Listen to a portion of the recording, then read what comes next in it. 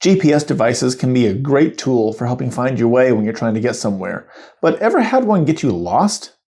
I want to talk about finding your way today.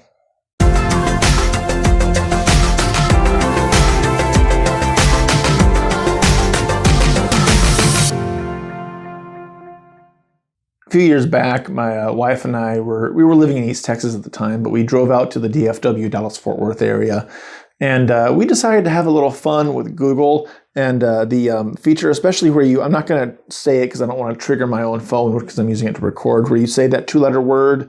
I'll put it on the screen. You say that, and you can ask it a question, and Google will give you the answer.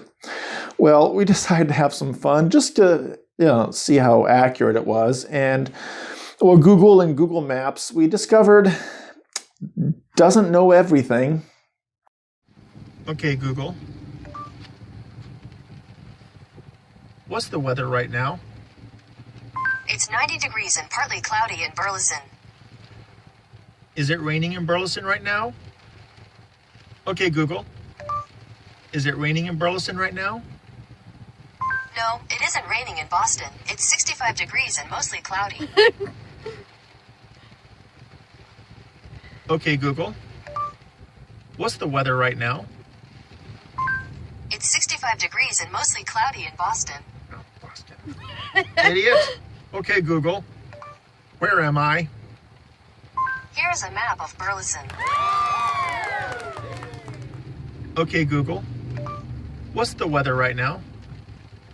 It's 90 degrees and partly cloudy in Burleson. Okay, Google. Is it raining right now? No, it isn't raining in Burleson. It's 90 degrees and partly cloudy. Right. Yeah, Olivia and I had a good time with Google and Google Maps on that day. We discovered that when it comes to finding our way, Google and Google Maps doesn't always know the answer because the fact is they sometimes don't even know where we are. So, when it comes to finding our way in life, man and the creations of man are not always reliable because man's fallible, so man's creations are fallible. So the question is, how do we find our way? And we're going to be looking at Psalm 16, verses 8 through 11. Psalm 16, verses 8 through 11. And in this passage, we're going to see that David, he was going through a tough time, but he found his way to joy. He found his way to purpose. So let me go ahead and find it on my phone, turn to it on my phone here. Okay, there it is. Okay, now let me go ahead and put it on the screen for you, and then I'll go ahead and read it. I have set the Lord always before me. Because he is at my right hand, I shall not be shaken. Therefore my heart is glad, and my whole being rejoices. My flesh also dwells secure. For you will not abandon my soul to Sheol, or let your Holy One see corruption. You make known to me the path of life. In your presence there is fullness of joy. At your right hand are pleasures forevermore.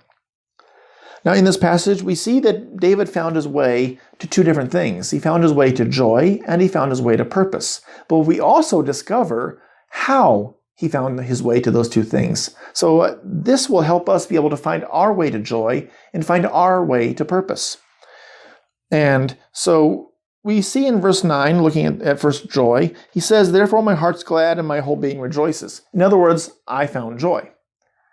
The question for us is, how did he go about it so that we can also find a way to joy? He says in verse 8, I have set the Lord always before me. That is how he found joy. In other words, the way David found his way to joy is he sought a relationship with God. If we want to find our way to joy, we need to seek a relationship with God. We need to seek to have a relationship with the one who sent his Son, Jesus Christ, to die on the cross, to pay for sin so that we can be saved by faith in Christ alone. If we start seeking God, if we start seeking that relationship, and we find that relationship begins to flourish, if we seek that relationship through Christ, we will find joy, because that joy is in God. But David didn't just find joy. He also found purpose. He said in verse 11, you make known to me the path of life. In other words, the way to go, the purpose, the reason for his life. I thought I saw something out the window. He found his purpose. Now, I did a video on how to find the will for God in your life, and I'll go ahead and put the card to that right there. But this is a little different, but although it's related. David found his purpose. How? Well, he says that because he is at my right hand, I shall not be shaken. And he says, you will not abandon my soul to Sheol.